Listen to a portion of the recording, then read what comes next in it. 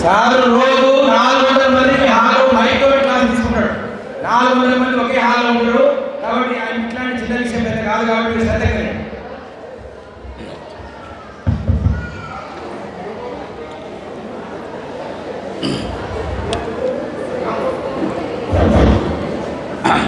ఈ యొక్క కార్యక్రమాన్ని నిర్వహిస్తున్న మా యొక్క గురువులు నరసింహరావు గారికి మరియు ఈ యొక్క కార్యక్రమాన్ని స్పాన్సర్ చేస్తున్న ఆర్గనైజేషన్ అండ్ గౌరవ అతిథులు, పెద్దలు, విద్యార్థులు అందరికీ నమస్కారం.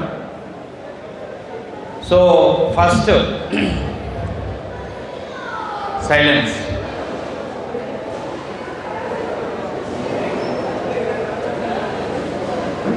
8th, 9th, 10th నేను చదువుతున్నప్పుడు మఠంపల్లిలో వివి హై స్కూల్లో సార్ మాకు సైన్స్ టీచర్. నేను ఈరోజు సాఫ్ట్వేర్ టీచర్ని ఇదంతా చెప్తారు. బట్ నేను చదివిన డిగ్రీ మీకు చెప్తే నవ్వుతారు మీరు. అంటే నేను ఇంజనీరింగ్ చదవలేదు, నేను బీఎస్సీ చదవలేదు. నాది intermediate commerce group, degree BA చదివాను. ఆ డిగ్రీ BA చదివేటప్పుడు కూడా వాస్తవానికి నేను స్కూల్లో యావరేజ్ స్టూడెంట్ని కాదు, బిలో యావరేజ్ స్టూడెంట్ని. అర్థమైందా? నేను 8, 9, 10 తరగతుల్లో నేను చదువుతున్నప్పుడు మాకున్న 50-60 మంది స్టూడెంట్స్లో నేను sitting in first bench getting the last rank student. అంటే 6 నుంచి 10వ తరగతి వరకు మనకి 6 సబ్జెక్ట్స్ ఉంటాయి. సైన్స్, మ్యాథ్స్ ఇవన్నీ ఉంటాయి. ఇందులో మ్యాథమెటిక్స్లో, సైన్స్లో నేను ఏ యొక్క క్వార్టర్లీ, హాఫ్ ఇయర్లీ యూనిట్ టెస్ట్లో పాస్ అవ్వలేదు. ఓన్లీ ఫైనల్ ఎగ్జామ్స్లో 6 నుంచి 7 మూవ్ చేయడానికి, 7 నుంచి 8 మూవ్ చేసేయడానికి ఆటోమేటిక్ ప్రాసెస్లో మాత్రమే పాస్ అయ్యాను. అంటే ఇదంతా ఎందుకు చెప్తున్నానంటే, సాఫ్ట్వేర్ అంటే ఒక వ్యక్తి సెటిల్ అవ్వటానికి మీ అకాడమిక్లో మీరు ముందంజలో లేరు, వెనకంజలో ఉన్నారు అనటానికి సంబంధం లేదు. అది ముందు చెప్తున్నాను. తర్వాత ఇంటర్మీడియట్లో CEC, డిగ్రీలో నేను కాలేజీకి వెళ్ళింది ఫస్ట్ ఇయర్ 9 రోజులు, సెకండ్ ఇయర్ 10 రోజులు, థర్డ్ ఇయర్ పోయిన 2-3 రోజులు వెళ్ళి ఉంటాను. ఎందుకంటే due to my family problems అంటే కంప్లీట్గా నేను అగ్రికల్చర్కి వెళ్ళేవాడిని. రోజు ట్రాక్టర్ తోలుకుంటే పొలం పనులు చేసుకునేవాడిని. కంప్లీట్లీ ఇంటూ అగ్రికల్చర్, ఫార్మింగ్లో ఉన్నాను. మా అమ్మ నన్ను హెల్ప్ చేస్తూ వ్యవసాయం రియలైజ్. అంటే అప్పటికి నాకు 24-25 సంవత్సరాలు వచ్చాయి. వాట్ ఐ హ్యావ్ రియలైజ్, నేను ఉండి మా కుటుంబంతో వ్యవసాయం చేయటం వల్ల ఈ 10 ఎకరాలు 20 ఎకరాలు కాదు, ఈ ఉన్న 10 లక్షల అప్పు తీరదు. అర్థమవుతుందా? సో ఆ పొలము ఆడనే ఉంటుంది, అప్పు ఎక్కువ తక్కువ ఉంటుంది. మా అమ్మని, మా నాన్నని నేను మంచిగా చూసుకోవాలంటే ఖచ్చితంగా నేను ఎక్కడో ఒక తప్పు చేశాను. ఆ పెద్ద తప్పే నేను చదువు పనిచేయటం అని చెప్పి, ఈ ప్రపంచంలో నువ్వేది సాధించాలన్నా నీకు ఉన్న ఒకే ఒక్క ఆయుధం ఎడ్యుకేషన్, చదువు. No doubt about that. Best examples ఇక్కడ 2 ఉన్నారు. ఇప్పుడే నేను సార్ స్టూడెంట్స్ని కలిసా. Saida Naik, please stand up, please give a big hand. 80 lakhs to 1 crore ప్యాకేజ్లో ప్రపంచంలో అంటే పెద్ద సాఫ్ట్వేర్ కంపెనీ అయిన మైక్రోసాఫ్ట్లో పనిచేస్తున్నాడు. తర్వాత వాళ్ళ బ్రదర్ Group 2 ఆఫీసర్. అర్థమైంది కదా? ఈ 2 ఎగ్జాంపుల్స్. నా ఎగ్జాంపుల్ పక్కన పెట్టండి. అంటే ఒక మామూలు కుటుంబంలో ఉండి ఓన్లీ చదువుని నమ్ముకొని 1 కోటి రూపాయల ప్యాకేజీలో సాఫ్ట్వేర్లో ఒక Group 2 ఆఫీసర్ అంటే ఏదో ఒక రోజు Group 1 అవుతాడు, తర్వాత ఇంకా పెద్ద స్థాయికి వెళ్ళిపోతాడు. ప్లీజ్. సో ఆ విధంగా 98లో నేను స్టడీస్ బ్యాక్ అవుదాం అనుకున్నప్పుడు నా దృష్టిలో ఉంది గవర్నమెంట్ జాబ్స్కి ఒక 6 నెలలు 10 నెలలు చూశాను.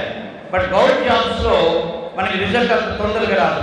అప్పుడు సాఫ్ట్వేర్ ఇండస్ట్రీస్ మన ఇండియాలో ఎంప్లాయ్మెంట్ ఇంక్రీజ్ అవుతున్నప్పుడు నేను ఆలోచించి I have plan to return back to do MCA admission చాలా కష్టపడి నేను వెస్ట్రీ PG కాలేజీలో చదవడం జరిగింది. ఆ టైంలో 33 స్టూడెంట్స్ ఉండేవాళ్ళు మా క్లాస్లో. మా యొక్క సార్ ఉండేవాళ్ళు. ఆయన చెప్పేవాడు, నేను నా పాఠం నర్సిరెడ్డికి అర్థమైతే అందరికి అర్థమయ్యేటట్టే. అంత డల్ స్టూడెంట్ నేనేం ఫీల్ కాకపోయేవాడిని. ఎందుకంటే నేను చదివింది BA, 5 ఏళ్ళు ట్రాక్టర్ తోలే, అఫీషియల్గా అనఫీషియల్గా 8 ఏళ్ళు ట్రాక్టర్ తోలే. పొద్దున్న లేస్తే నాకు స్నేహితులు ఎవరంటే ట్రాక్టర్ తోలేటోళ్ళు, మెకానిక్ షెడ్లు, మా మోటార్లు కరెంటు మోటార్లు ఖరాబ్ అయితే బాగు చేసేది వీళ్ళు నా ఫ్రెండ్స్. కాబట్టి నేను MCA చదువుతున్నా చాలు. నేను డల్లా ఫెయిలా పాసా దేవుడికి ఎరగా. ఫస్ట్ సెమిస్టర్లో 6 సబ్జెక్ట్స్ 5 ఉన్నాయి, 1 ఫెయిల్ అయ్యా. నేను చాలా హ్యాపీగా ఉన్నా. నా ఫ్రెండ్స్ అందరూ తక్కువ మార్కులు వచ్చి ఫీల్ అవుతున్నారు. వాళ్ళని అడిగారు నన్ను, ఏంటి నువ్వు చాలా హ్యాపీగా ఉన్నావు అంటే, నేను వచ్చిన బ్యాక్గ్రౌండ్కి 5 4 ఫెయిల్ అయితే అనుకున్నా, 4 పాస్ అయినా, ఒకటే ఫెయిల్ అయినా. అందుకే నేను ఎప్పుడు ఏం చెప్తున్నానంటే, నువ్వెప్పుడు కూడా ఫెయిల్యూర్ని యాక్సెప్ట్ చేయడం నేర్చుకోండి. First failure has to be accept. ఇప్పుడు ఈసారి ఫెయిల్ అయ్యా, నెక్స్ట్ సెమిస్టర్ ఆ విధంగా ఆ సెమిస్టర్లో ఫెయిల్ అయినా ఒక ప్రోగ్రామింగ్ సబ్జెక్ట్ ఉంటుంది మనకి, C లాంగ్వేజ్ అని. ఆ సబ్జెక్ట్ని నేను 3 సంవత్సరాల్లో 8 సార్లు రాసి ఫైనల్ ఇయర్ కల్లా కంప్లీట్ చేశాను. Are you clear?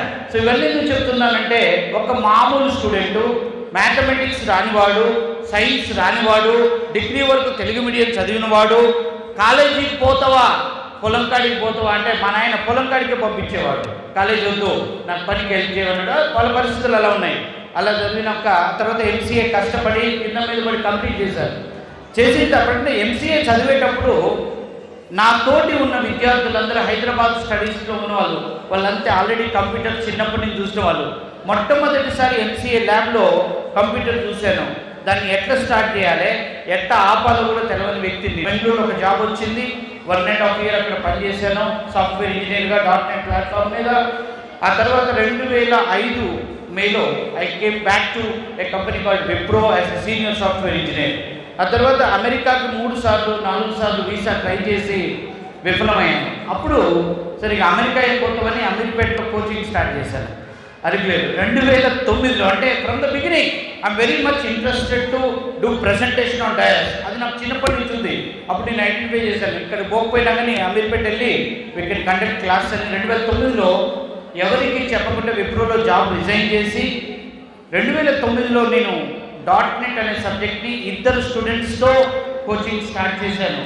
ఇప్పటికి 16 సంవత్సరాలలో సుమారుగా 55,000 మందికి నేను అప్రాక్సిమేట్గా .NET పైథాన్ టీచ్ చేశాను.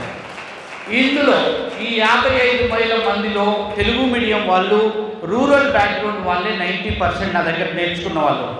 ఆల్మోస్ట్ ఆల్ ఇండియాలో ఉన్న .NET చెప్తున్న టీచర్స్లో మీరు బాగా రీసెర్చ్ చేస్తే మొదట వచ్చే 3 పేర్లలో ఆల్మోస్ట్ నా పేరు ఫస్ట్ ఉంటుంది.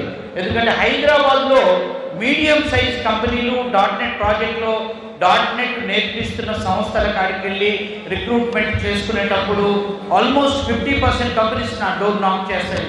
అంటే ఆల్మోస్ట్ లాస్ట్ 30 నుంచి 45 రోజుల్లో మేము 31 మంది స్టూడెంట్స్ని ప్లేస్మెంట్ చేశాం. సో ఇదంతా ఎందుకు చెప్తున్నానంటే, ఒక మామూలు వ్యక్తి కూడా సక్సెస్ అవ్వటంలో అవకాశాలు ఉన్నాయి. మధ్యలో ఎన్నో అవరోధాలు ఉన్నా కానీ సక్సెస్ అవ్వచ్చు అని చెప్పడానికి మాత్రమే. తర్వాత కరోనా తర్వాత I started this R&D IT school అనేది 2020లో స్టార్ట్ చేశాను. ఇప్పుడు మేము సూపర్ 30 అనే ఒక 30 స్టూడెంట్స్ తీసుకుంటాం. ఈ 30 మంది విద్యార్థులకి మార్నింగ్ 8:30 to 6 o'clock శిక్షణ ఇచ్చి కంపెనీస్ మా దగ్గరకు వచ్చి ప్లేస్మెంట్ చేసుకోవడం జరుగుతుంది. ఈ 30 మందిలో మేము ప్రతి బ్యాచ్లో అనాథ శరణాలయాలకు వెళ్ళి తల్లిదండ్రులు లేని పేద విద్యార్థుల్ని 1-2 మేము సెలెక్ట్ చేసుకొని వాళ్ళకి ఫ్రీ కోచింగ్ ఇచ్చి ప్లేస్మెంట్ చేయడం జరుగుతుంది. అదేవిధంగా ఫాదర్ లేని పిల్లలు, అంటే సింగిల్ పేరెంట్ చైల్డ్స్ కూడా మేము ఎంకరేజ్ చేస్తాం. అదేవిధంగా ఎవరైనా ఆడపిల్లలు ఉండి వాళ్ళు హస్బెండ్ ఇష్యూ వచ్చి ఏదైనా సడన్గా డెత్ ఇలాంటివి జరిగినప్పుడు ఆ పిల్లల్ని కూడా తయారు చేస్తాం. నా దృష్టిలో పేదరికం అంటే ఒకటే, పేరెంట్స్ లేరు అంటే పేదరికం. రిమైనింగ్ అంతా కూడా మనమందరం ఐశ్వర్యవంతుల కిందనే లెక్క. ఇక్కడ ఇంకొక విషయం ఏం చెప్పాలంటే, రిగార్డింగ్ కెరియర్ గైడెన్స్ నేను కొన్ని విషయాలు చెప్పాలనుకుంటున్నాను. మీరు సాఫ్ట్వేర్ వైపు, అంటే ఇప్పుడున్న ఇండస్ట్రీ, ఇప్పుడున్న ఉద్యోగ అవకాశాలను ఒకసారి మనం అనలైజ్ చేద్దాం. ముందు let me start from the academics. ఎవరైతే 10th క్లాస్ చదువుతున్నారో ఫస్ట్ నువ్వు 10th ఎగ్జామ్స్ గురించి కాదు ఆలోచించాల్సింది, ఇంటర్మీడియట్లో నువ్వు ఎలాంటి గ్రూప్ తీసుకోవాలనేది ముందు ఫిక్స్ చేసుకోండి. నువ్వు మీరు ఇంజనీర్ అవ్వాలి అనుకుంటున్నారు, you just plan for MPC, లేదు నేను మెడిసిన్ వైపు పెడతా బైపీసీ, లేదు నేను కాంపిటేటివ్ ఎగ్జామ్స్ ప్రిపేర్ అవుతాను, మీరు ఆర్ట్స్ గ్రూప్స్ తీసుకోండి, ముందే ప్లాన్ చేసుకోండి. బట్ ఇక్కడ మీ అందరికీ చెప్పాల్సిన విషయం ఏంటంటే, ఇప్పుడున్న ఉద్యోగ అవకాశాల్లో ఎక్కువ శాతం ఉద్యోగాలున్న రంగం అనేది ఐటీ ఇండస్ట్రీ. కాబట్టిగా వీలైనంత వరకు ఏమాత్రం అవకాశం ఉన్నా పిల్లలని ఎంపీసీ గ్రూప్లో జాయిన్ చేయండి. మ్యాథమెటిక్స్ అది రాకపోయినా పర్వాలేదు, మీరు ఇంటర్మీడియట్ ర్యాంక్ కోసం కాదు, ఏ నార్మల్ ర్యాంక్ వచ్చినా ఈరోజు మనకున్న ఇంజనీరింగ్ కాలేజీల సంఖ్య ఎక్కువ ఉంది కాబట్టిగా మీరు బీటెక్ వెళ్ళొచ్చు. లేదు మాకు డాక్టర్ వైపు వెళ్ళాలంటే బైపీసీ తీసుకోండి, లేదు మా గోల్ అంతా కంప్లీట్గా సివిల్ సర్వీసెస్ గ్రూప్ 1 గ్రూప్ 2 అనుకుంటే మాత్రం మీరు ఆర్ట్స్ గ్రూప్ కూడా ప్లాన్ చేసుకోండి. ఫస్ట్ ఇది ఒక డెసిషన్. నెంబర్ 2 మీకు చెప్పాల్సింది ఏంటంటే, సాఫ్ట్వేర్ ఇంజనీర్ అవ్వాలంటే బీటెక్ చదవాలి, బీటెక్లో కంప్యూటర్ సైన్స్ చదవాలి అనేది అనుకుంటారు అందరూ. లేదు, ఒక నార్మల్ డిగ్రీ, ఒక బీకామ్, ఒక బీఎస్సీ, ఒక బీఏ చదివి కూడా ఒక యొక్క సబ్జెక్ట్లో, ఒక ప్రోగ్రామింగ్ సబ్జెక్ట్లో మీరు కరెక్ట్ శిక్షణ తీసుకుంటే మీరు ఎంత మామూలు కుటుంబాల నుంచి వచ్చి ఎంత మామూలు సంస్థల కాలేజీలో చదువుకున్న వాళ్ళు కూడా ఐటీ జాబ్కి వెళ్ళొచ్చు. నేను కోచింగ్ ఇచ్చిన ఈ 50,000 పిల్లల్లో నా అంచనా ప్రకారం బీటెక్ స్టూడెంట్స్ ఒక 20,000 మంది ఉంటారు.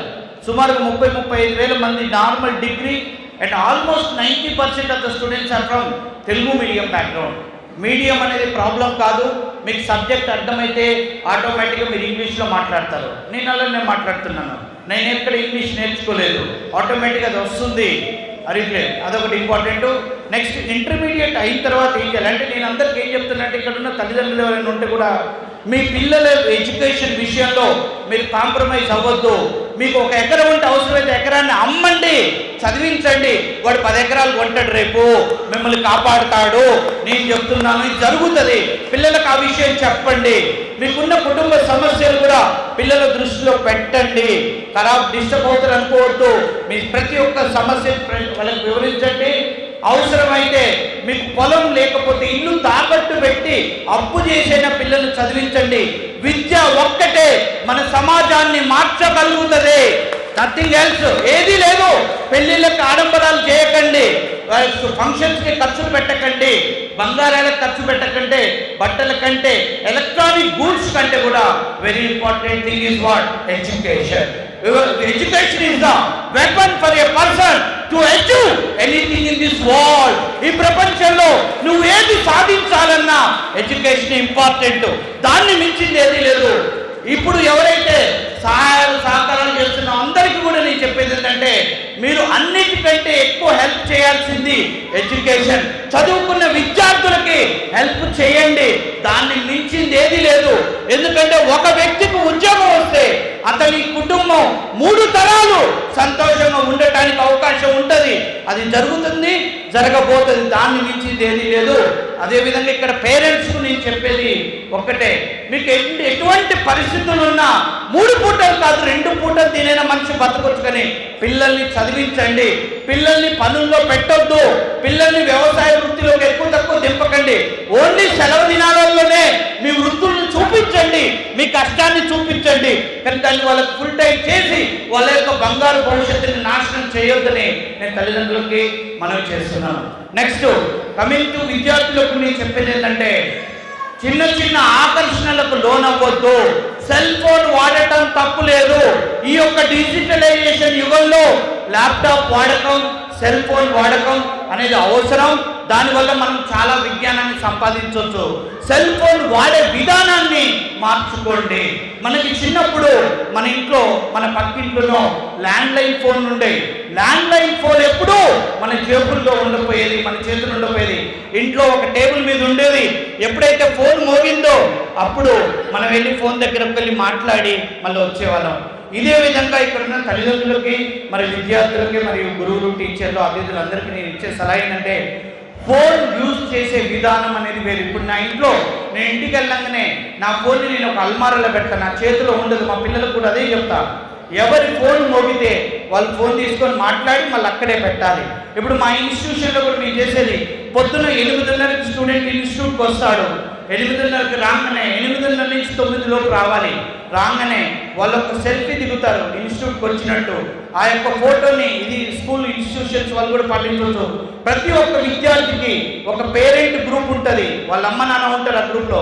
ఫోటో అప్లోడ్ చేస్తాం, అప్లోడ్ చేసేసరికి పేరెంట్కి ఇన్ఫర్మేషన్ ఉంటుంది, అబ్బాయి వచ్చాడు అమ్మాయి వచ్చాడని. ఆ తర్వాత అందరూ స్టూడెంట్స్, క్లాస్ వింటున్న స్టూడెంట్స్ అందరూ మాకు పొద్దున్న 9 కల్లా ఫోన్స్ హ్యాండ్ వర్క్ చేయాలి. సాయంత్రం 6 గంటలకు వెళ్ళేటప్పుడు మళ్ళీ లాగౌట్ ఇంకో ఫోటో తీసి అప్లోడ్ చేపిస్తా. పోయేటప్పుడు మాత్రం అంటే 9 to 6 ఏ ఒక్క స్టూడెంట్ చేతిలో కూడా మేము ఫోన్ ఉంచాం. సో ఈ విధంగా అంటే ఫోన్ వాడటంతో తప్పు లేదు, బట్ ఫోనే మన జీవితం కావద్దు. ఇది నేను మీకు ఇచ్చే సలహా. బట్ ఫోన్ యూసేజ్ తప్పు కాదు, ఎందుకంటే స్మార్ట్ ఫోన్లో మనకు చాలా విషయాలు నేర్చుకునే అవకాశాలు ఉంది. నెక్స్ట్ ఇంకొక విషయం ఏం చెప్పాలనుకుంటుంటే, ఎస్పెషల్గా ఇక్కడ ఉన్న టీచర్స్కి ఒక టీచర్గా, అంటే మీ అంత కాకపోయినా నేను కూడా ఐటీలో టీచర్నే కాబట్టి నేను ఇచ్చే ఒక సలహా ఏంటంటే, పాఠాలు మనం చెప్పడం ఒక విధానం, పాఠాలు పిల్లలతో చెప్పియండి. Make the student as a mentor, teacher. పిల్లలతో పాఠాలు చెప్పేయండి, పిల్లలతో ప్రతిరోజు పిల్లల్ని డయాస్ ఎక్కించండి, సెమినార్లు చెప్పండి, వాళ్ళకి అవకాశాలు ఇవ్వండి. మనం జనరల్గా నేను చదువుతున్నప్పుడు కానీ ఇప్పుడు కానీ మనకి టీచర్స్ డే మాత్రమే మనం పిల్లలకు అవకాశం ఇస్తాం. కాదు, అది కాదు. మన మహాభారతాన్ని తీసుకుంటే who is the hero of Mahabharat? బాగా ఆలోచించి చెప్పండి. Who is the hero of Mahabharat?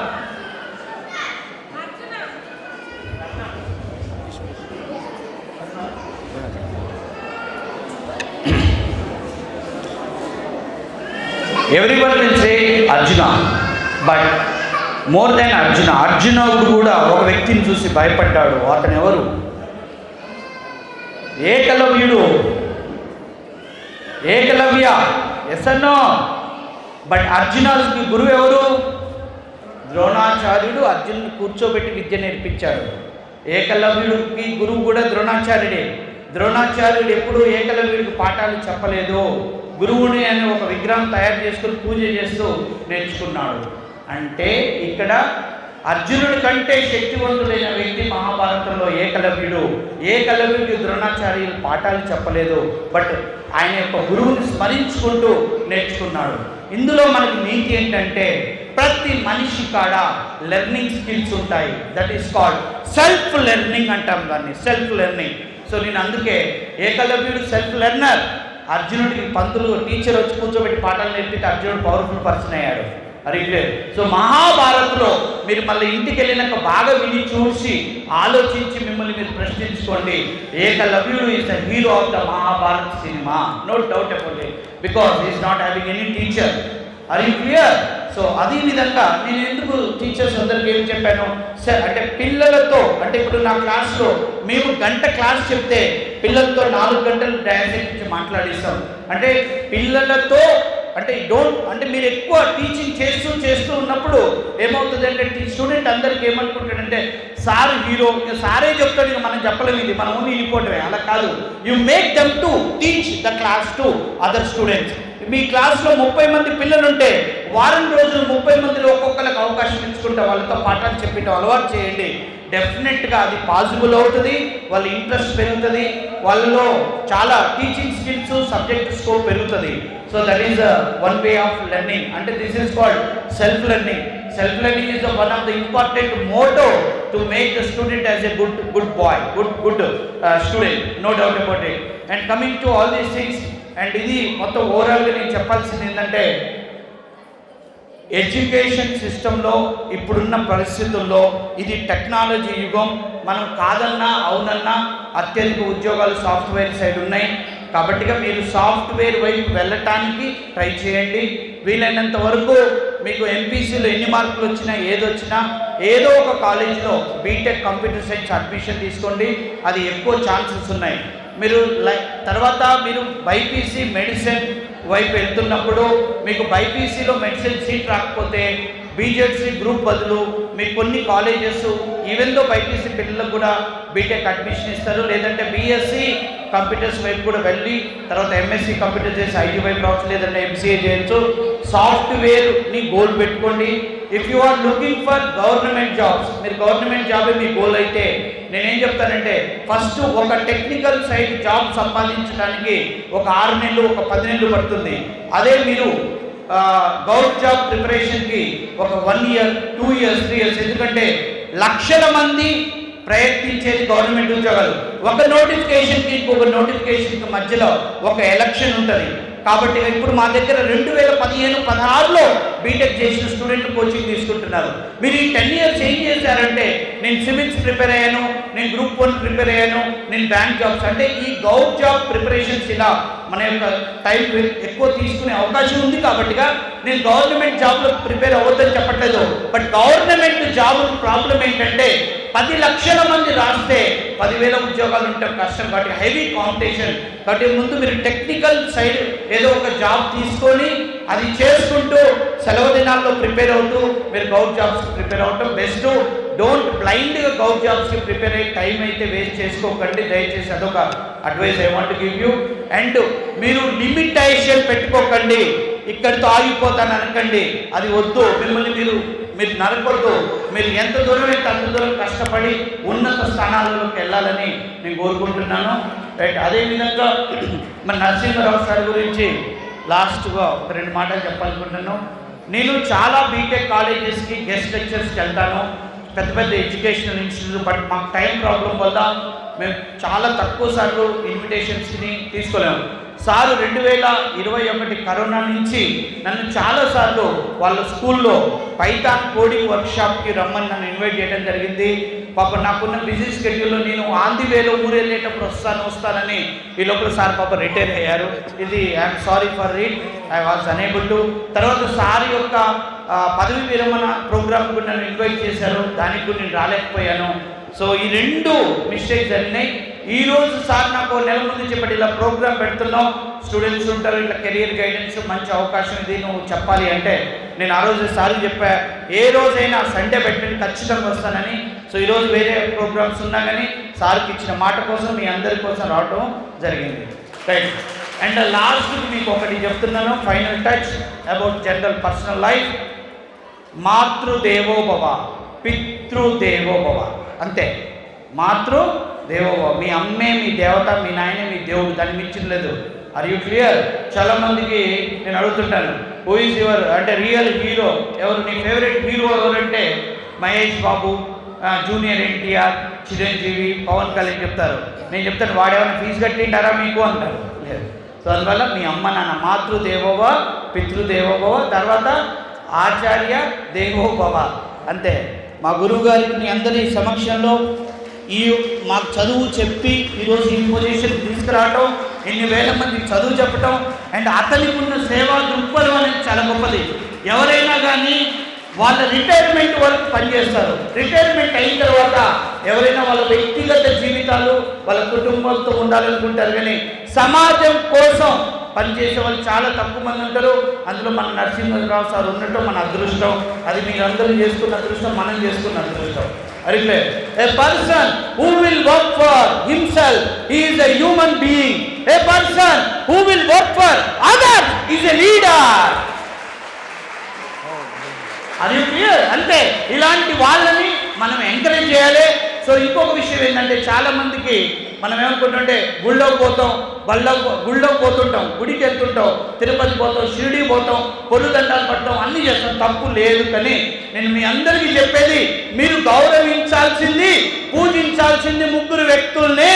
మీ అమ్మ ఫస్ట్, మీ నాన్న సెకండ్, మీ టీచరు థర్డ్, తర్వాత 4వ వ్యక్తి సమాజంలో నీతిగా సేవ చేస్తున్న, నిజాయితీగా పనిచేస్తున్న వ్యక్తుల్ని గౌరవించండి. Right. Are you clear? So thank you very much. ఈ యొక్క అవకాశాన్ని ఇచ్చిన సార్కి thank you very much. And మీరు కూడా నా స్పీచ్ ఇచ్చినందుకు ఓపిక thank you very much. Narayana Reddy గారి స్పీచ్ ఈరోజు చాలా అద్భుతంగా ఉంది. మీ అందరికీ తర్వాత కూడా నా స్టూడెంట్స్ ప్రోగ్రామ్ ఎవరైనా హెల్ప్ కావాలంటే దాదాపు ప్రకాశ్ రావు సార్ గాయత్రి మండలం తయారు చేశారు. మీరు ఇంకా పట్టుదలతోటి ఇప్పుడే నేను అంటే ఈ మీటింగ్ స్టార్ట్ అయ్యే ముందు ఆ సార్ కలిశారు, మన నక్కా శ్రీనివాస్ యాదవ్ గారు. ఆయన చారిటీ చెప్పినప్పుడు నా మైండ్ బ్లో, అసలు మెంటల్ అయిపోయింది. రియల్లీ ఇలాంటి వ్యక్తిని నేను ఈరోజు కలవడం. సార్ వచ్చినప్పుడు ఇక్కడ స్టూడెంట్స్ లేరు, సార్ ఫీల్ అవుతుండ్రు. సార్ అంటే వాళ్ళే వస్తారు, సార్ ఎవరు వచ్చినా రాకపోయినా కానీ ఇలాంటి వ్యక్తుల్ని కలిసే అవకాశం నాకు దొరికింది. అర్థమైంది కదా. ఆయన సర్వీస్ చూస్తున్న పరేషన్ అయినా నేను ఇది ఏంటది ఆర్ఫన్ హౌస్కి వెళ్ళి పిల్లల్ని తీసుకొస్తాం. 6 నెలలు మా ప్రోగ్రామ్ మీకు ఫ్రీగా ఇస్తాం, బుక్స్ ఇస్తాం. కానీ వాళ్ళకి కొంత సపోర్ట్, ల్యాప్టాప్ లాంటి వస్తువులు కొనియాలి. అది 40,000 50,000 అవుతుంది, మాతో కాదు. అలాంటప్పుడు మేము స్పాన్సర్స్ కోసం ఎదురు చూస్తుంటాం. సో అప్పుడు సార్ మాకు చెప్పడం జరిగింది, సార్ మీకు ఖచ్చితంగా అలాంటి విద్యార్థులు ఉంటే నాకు పరిచయం చేయండి, సిన్సియర్గా చదువుకునే వాళ్ళకి నేను సపోర్ట్ చేస్తాను రియల్లీ. అదేవిధంగా ఇప్పుడు మన వేణుగోపాల్ రెడ్డి గారు వాళ్ళ సర్వీసు మరియు గాయత్రి మేడం. అసలు ఇక్కడ నేను గమనించింది ఏంటంటే ఇచ్చేవాళ్ళు ఎక్కువయ్యారు, తీసుకునే వాళ్ళు తక్కువయ్యారు. అది రియల్గా మీరు అలా క్రియేట్ చేశారు. అంతమందిని మీరు గ్యాదర్ చేయటం అనేది సార్ యొక్క గొప్పతనం. సో ఇంతకంటే మనకి అంటే ఇప్పుడు ఎవరు లేరు, మీరు దేవుడు అంతే. యు ఆర్ ద గాడ్, మనిషి రూపంలో ఉన్న దేవుడు. Are you clear? ఎస్, అంతే. మీరు ఇంకొకటి మీ అందరికీ నేను చెప్పేది ఏంటంటే మీరు చదువుకోవాలి, మీరు సెటిల్ అవ్వాలి, మీరు ఒక నలుగురికి ఎడ్యుకేషన్ గైడెన్స్ ఇవ్వండి, ఏదైనా